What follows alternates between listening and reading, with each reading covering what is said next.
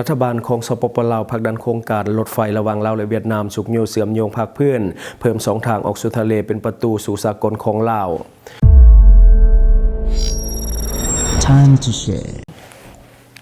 สวัสดีท่านผู้ชมกลับมาพบกับรายการTime to Shareสำหรับพวกข่าวที่เราอยากจะนำเสนอในมื้อนี้ก็คือเกี่ยวข้องกับรัฐบาลของสปป.ลาวมีการผลักดันโครงการรถไฟลาวและเวียดนามสุกโยเสื่อมโยงภาคพื้นเพิ่ม2 ทางออกสู่ทะเลของสปป.ลาวซึ่งเป็นประตูสู่สากลเนื้อในของข่าวเขาได้มาจากแฟนเพจลาวเอ็กซ์เพิร์ทรัฐบาลสปป.ลาวเปิดสร้างยุทธศาสตร์การเสื่อมจอดภาคพื้นโดยการเสนอแผนก่อสร้างทางรถไฟลาวและเวียดนามช่วงที่1ตั้งแต่เมืองท่าแขกฮอดหมู่ย่าต่อสภาแห่งชาติเพื่อหันประเทศจากดินแดนบ่มีชายแดนติดจอดกับทะเลสู่ศูนย์กลางการขนส่งสากลที่จะสร้างผลประโยชน์ทางด้านเศรษฐกิจมหาศาลกว่า76ตรีดอลลาร์สหรัฐคาดจะเริ่มเปิดน้ำใช้ภายในปี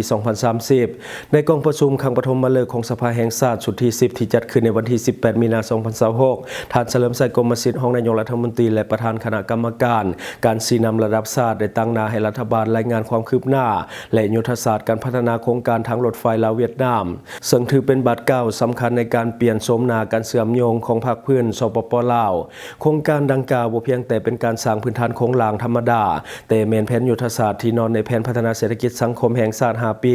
ครั้งที่ 10 ตั้งแต่ปี 2026 ถึงปี 2030 โดยมีเป้าหมายหลักในการหันเปลี่ยนประเทศลาวจากแลนด์ล็อกกลายเป็นแลนด์ลิงก์หรือว่าประเทศจุดใจกลางการเชื่อมโยงหรือว่าเชื่อมจอดตามแนวทางเศรษฐกิจตะวันออกตะวันตกเส้นทางสายนี้จะเชื่อมต่อจากนครหลวงเวียงจันทร์ไปหาท่าเรือวุ้งอางของสสเวียดนามซึ่งมีระยะทางทั้งหมดแม่น562 กิโลเมตรช่วงหลักซึ่งช่วงที่ได้รับการนำเสนอในครั้งนี้แม่นช่วงที่ 1A จากตัวเมืองท่าแขกแขวงขมวนหาหมู่ย่าชายแดนลาวและเวียดนามที่มีความยาว147 กิโลเมตรท่านปริญญาเอกวิไลวงศ์บุตรดาคำรองประธานสภาแห่งชาติได้มีคำเห็นสนับสนุนอย่างแข็งแรงต่อบทรายงานของรัฐบาลเกี่ยวกับการพัฒนาโครงการทางรถไฟลาวเวียดนามช่วงที่ 1ตั้งแต่ท่าแขกหาหมู่ย่าโดยยกให้เห็นว่าโครงการนี้แม่นเส้นเลือดใหญ่ทางด้านเศรษฐกิจที่จะยกระดับฐานะของสปป.ลาวในเวทีสากลท่านรองประธานสภาแห่งชาติยังได้ชี้ให้เห็นว่านี่แม่นการร่วมมือยุทธศาสตร์กับสสเวียดนามเพื่อช่วยให้สปป.ลาวมีทางออกสู่ทะเลที่ไกลที่สุดผ่านท่าเรือวุ้งอางซึ่งเป็นการเปิดประตูการค้าสู่ตลาดโลกอย่างแท้จริงทางด้านเทคนิคและมาตรฐานการก่อสร้างโครงการนี้ได้รับการออกแบบให้เป็นทางรถไฟรางมาตรฐานสากล 1,435 เมตรซึ่งเป็นระบบรางเดี่ยวกับรถไฟลาวจีนเพื่อความสะดวกในการเชื่อมต่อขนส่งความไวของขบวนรถไฟได้ถือกำหนดไว้ที่150 กิโลเมตรต่อชั่วโมงสำหรับการขนส่งผู้โดยสารและ80 กิโลเมตรต่อชั่วโมงสำหรับการขนส่งสินค้าผ่านการศึกษาความเป็นไปได้ทางด้านเศรษฐกิจเทคนิคหรือว่า FS ที่ได้รับการรับรองแล้วโครงการนี้มีอัตราการตอบแทนหรือว่าโปรเจกต์ IRR อยู่ที่ 7.1% และคาดว่าจะสามารถคืนทุนได้ภายในระยะเวลา 14 ปีสิ่งที่น่าสนใจแม่นรูปการลงทุนที่เน้นการมีส่วนร่วมของภาคเอกชนลาวอย่างแข็งแรงโดยบริษัทปิโตรเลียมเทรดดิ้งลาวมหาชนหรือว่าปิโตรเทรดเป็นผู้พัฒนาหลักในรูปแบบของ BOT หรือว่า Build Operate Transfer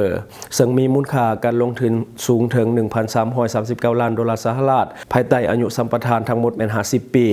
ผลประโยชน์ทางด้านเศรษฐกิจที่ประเทศชาติจะได้รับแม่นมีมหาศาลโดยรัฐบาลคาดคะเนว่าจะได้รับผลประโยชน์รวมทั้งหมดแม่น 76.33 ตรีดอลลาร์สหรัฐการพัฒนาเส้นทางสายนี้จะช่วยประกอบส่วนเข้าใน GDP ของสปป.ลาวประมาณ 21.99 ตรีดอลลาร์สหรัฐและสร้างรายรับจากการบริการขนส่งได้หลายกว่า 32.6 ตรีดอลลาร์สหรัฐนอกจากตัวเลขทางด้านการเงินแล้วโครงการยังจะกลายเป็นฐานที่มั่นในการสร้างเวียกเหตุงานทำให้แก่ประชาชนลาวโดยคาดว่าในปี 2030 จะสร้างเวียกเหตุงานทำได้ทั้งหมดแม่น853 คนต่อมื้อและจะเพิ่มขึ้นอย่างก้าวกระโดดถึง 1133 คนต่อมื้อในปี 2050ในด้านการขนส่งสินค้าคาดว่ามวลสารการขนส่งจะเพิ่มขึ้นจาก 5,079 ตนต่อมื้อในเบื้องต้นจะกลายเป็น 47,133 ตนต่อมื้อภายในปี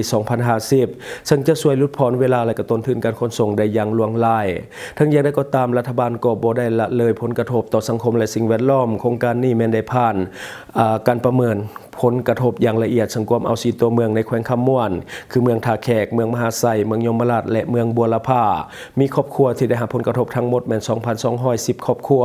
ซึ่งรัฐบาลและบริษัทผู้พัฒนาได้มีแผนการชดเชยที่ชัดเจนและได้รับการรับรองมูลค่าการชดเชยจากสภาประชาชนแขวงคำม่วนแล้วในด้านสิ่งแวดล้อมทั้งว่าจะมีการหันเปลี่ยนที่ดินป่าไม้จำนวน 627.62 เฮกตาร์แต่โครงการก็มีพันธะในการปลูกป่าทดแทนคืนให้ได้ 609.61 เฮกตาร์เพื่อรักษาความสมดุลของธรรมชาติการบริหารจัดการด้านสิ่งแวดล้อมนี้ได้รับการยังยืนแผนคุ้มครองและก็ติดตามกฎกาสิ่งแวดล้อมหรือว่า EMMP อย่างเป็นทางการในต้นปี 2026ในด้านกลไกการร่วมมือและนิติกรรมสากลโครงการนี้ได้สร้างความเชื่อมั่นให้แก่นักลงทุนและก็สถาบันการเงินระดับโลกโดยมีการร่วมมือกับบริษัทเสี่ยวซานจากประเทศเกาหลีใต้และการระดมทุนจากอาเซียยุโรปและก็อเมริกาสิ่งที่โดดเด่นแม้นการกำหนดกลไกแก้ไขข้อขัดแย้งในระดับสากลโดยหากมีปัญหาที่บ่สามารถที่จะตกลงกันได้ในระยะที่ยังมีพันธะเงินกู้สามารถเสนอให้ศูนย์แก้ไขข้อขัดแย้งนานาชาติประเทศสิงคโปร์หรือว่า SIAC เป็นผู้ตัดสินนอกจากนี้เพื่อให้สอดคล้องกับมาตรฐานสากลสัญญาได้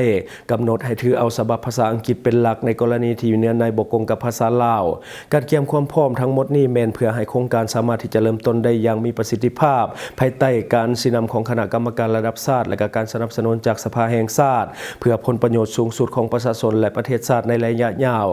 สำหรับช่วง1 ปีตั้งแต่มูยาหาแขวงกวางบิ้งหาท่าเรือวุ้งอางแขวงหาติ้งระยะทาง103 กิโลเมตรบริษัทปิโตรเทรดดิ้งลาวมหาชนได้เซ็นบทบันทึกความเข้าใจหรือว่า MOU กับบริษัทหุ้นส่วนกลุ่ม DO หรือว่า DO Group Joint Stock Company ครั้งวันที่28 ตุลาคม 2022เพื่อศึกษาความเป็นไปได้ของโครงการซึ่งปัจจุบันกำลังดำเนินบรรดาขบวนการอนุมัติอยู่ในสสเวียดนามตามระเบียบการช่วงที่2แต่นครเวียงจันทร์หาเมืองท่าแขกแขวงคำม่วนระยะทาง 312.8 กิโลเมตรได้เซ็นบทบันทึกความเข้าใจหรือว่า MOU กับบริษัทปิโตรเทรดดิ้งลาวอันนี้ก็คือเนื้อในของข่าวเนาะถ้าว่าโครงการนี้เกิดขึ้นจริงสปปลาวจะเป็นแลนด์ลิงก์สมดังความหวังตั้งใจโดยสังหวัดรัฐบาลเฮาก็มุ่งเน้นที่จะเปลี่ยนจากแลนด์ล็อกของสปปลาวไปเป็นแลนด์ลิงก์ที่จะเสื่อมภูมิภาคก็คือเสื่อมเรื่องของการค้าเรื่องของการเดินทางต่างๆจะเฮ็ดให้มันสะดวกสบายหลายขึ้นจากแลนด์ล็อกก็จะกลายเป็นแลนด์ลิงก์ที่หลายๆประเทศจะมีการผ่านเนาะบ่ว่าจะเป็นผู้โดยสารบ่ว่าจะเป็นสินค้าต่างๆนำเข้าส่งออกก็จะผ่านสปปลาวและลาวเฮาก็จะเป็นแลนด์ลิงก์สมใจเส้นทางรถไฟลาวเวียดนามจะกลายเป็นเส้นทางยุทธศาสตร์ที่เปิดประตูให้สปปลาวก้าวไปสู่สากลหลายขึ้นโดยเฉพาะเส้นทางที่จะนำไปสู่ทะเลก็คือท่าเรือวุ้งอางที่ลาวมีหุ้นส่วนซึ่งจะเป็นประตูของสปปลาวที่จะก้าวไปสู่ในระดับสากลบ่ว่าจะเรื่องของการนำเข้าหรือส่งออกก็จะสะดวกสบายหลายขึ้นยิ่งเป็นการขนส่งผ่านรถไฟจะเฮ็ดให้ต้นทุนการขนส่งมีประสิทธิภาพและก็มีค่าใช้จ่ายที่น้อยลงจะเฮ็ดให้สามารถควบคุมราคาสินค้าที่นำเข้าจากต่างประเทศและบัดนี้มาเบิ่งอีกหนึ่งข่าวก็คือสปปลาวเกียมดันอุทยานแห่งชาตินากายนำเทินสู่มรดกโลกแห่งใหม่หลังจากที่ว่าเฮาประสบความสำเร็จไปแล้วที่หินน้ำหน่ออยู่ที่แขวงคำม่วนเช่นเดียวกันในของข่าวได้มาจากเพจลาว X รัฐบาลสปปลาวเปิดยุทธศาสตร์5 ปีตั้งแต่ปี 2026 หาปี 2030ก็คือเล็งเสนออุทยานแห่งชาตินากายและก็นำเทินเป็นมรดกโลกแห่งใหม่เพื่อสุขโยการท่องเที่ยวสีเขียวควบคู่กับการยกระดับเรื่องของคุณภาพชีวิตของประชากรภายใต้เป้าหมายการพัฒนาที่ยืนยงและการหลุดพ้นความทุกข์ยากให้เหลือเพียงตัวเลขเดียวในกองประชุมครั้งปฐมฤกษ์ของสภาแห่งชาติสุดที่10เมื่อวันที่23 มีนาคม 2026 ที่ผ่านมาท่านนายกรัฐมนตรีสอนชัย สิพันดรได้แถลงวิสัยทัศน์อันกว้างไกลในโอกาสที่ได้รับความไว้วางใจให้ดำรงตำแหน่งต่ออีก1 สมัยโดยเน้นหนักถึงการขับเคลื่อนเรื่องของแผนพัฒนาเศรษฐกิจสังคมแห่งชาติครั้งที่10ที่มุ่งเน้นความสมดุลระหว่างการรักษาเอกลักษณ์ทางด้านวัฒนธรรมและการปกปักรักษาทรัพยากรธรรมชาติภายใต้การเป็นประธานของท่านดร.ไสยสมพรพรหมวิหารประธานสภาแห่งชาติรัฐบาลได้กำหนดทิศทางที่จะยกระดับอุทยานแห่งชาตินากายนำเทินขึ้นเป็นมรดกโลกหลังจากที่ว่าประสบความสำเร็จในการประกาศอุทยานแห่งชาติหินน้ำหน่อเป็นมรดกโลกทางด้านธรรมชาติแห่งที่4ของประเทศไปเมื่อบ่ดนมานี้อุทยานแห่งชาตินากายนำเทินเป็นหนึ่งในเขตป่าสงวนที่ใหญ่และก็มีความสำคัญที่สุดในระดับสากลของสปปลาวด้วยเนื้อที่กว้างขวางก็คือความเอา2แขวงอย่างบริคำไซและแขวงคำม่วนและความหลากหลายทางด้านชีวนานาพันธุ์ที่โดดเด่นสถานที่แห่งนี้จึงถูกยกเป็นหัวใจของการอนุรักษ์ในภาคพื้นอาเซียอาคเนย์นอกจากการสุกโยแหล่งธรรมชาติแล้วรัฐบาลยังมีแผนที่จะเสนอเสาหินตั้งของแขวงหัวพันและกระถางอิงหังเข้าในบัญชีสำรองมรดกโลกพร้อมทั้งผลักดันมรดกทางด้านวัฒนธรรมนามธรรมเป็นต้นแม่นศิลปะลายล าวพิธีสู่ขวัญประเพณีปูเยอยาเยอในบุญปีใหม่ลาวรวมไปถึงอาหารพื้นเมืองอย่างข้าวต้มและข้าวหลามเพื่อให้องค์การยูเนสโกรับรองเป็นมรดกของมวลมนุษย์ซึ่งเป็นการสร้างมูลค่าเพิ่มให้แก่คะแนนการท่องเที่ยวและเศรษฐกิจพื้นฐานอย่างมหาศาล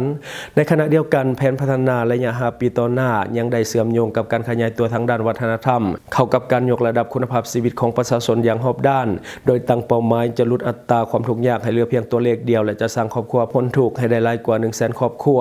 ในด้านการศึกษาและสาธารณสุขรัฐบาลมุ่งมั่นจะเฮ็ดให้เด็กน้อยอายุ5 ปีได้เข้าโรงเรียนถึง 90% และลดอัตราการประละการเรียนชั้นมัธยมต้นให้ต่ำกว่า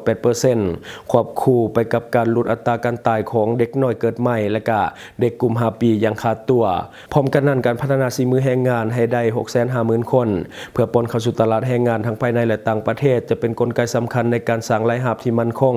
เฮ็ดให้การพัฒนามรดกในครั้งนี้บ่แม่นเพียงแต่การอนุรักษ์แต่แม่นการสร้างอนาคตที่สดใสให้แก่ประชาชนลาวทั้งชาติอันนี้ก็คือในของข่าวทั้งหมดคือสิ่งที่เราเก็บมาเล่าสู่ฟังหวังว่าท่านจะได้รับสาระดีๆสำหรับท่านที่เบิ่งรายการเฮาอยู่คิดเห็นจะได้กับสิ่งที่ว่านำเสนอไปก็อย่าลืมฝากไว้ภายใต้คอมเมนต์ของเฮาและข้าพเจ้าจะเข้าไปอ่านด้วยตนเองขอขอบใจ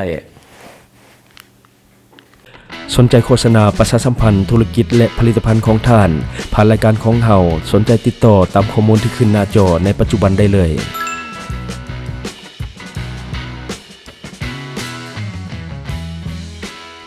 อยู่เมืองลาวใช้แต่เงินกีบลาวและส่งเสริมผลิตภัณฑ์ภายในเพื่อลดผ่อนการนำเข้าสินค้าและแก้ปัญหาเงินตา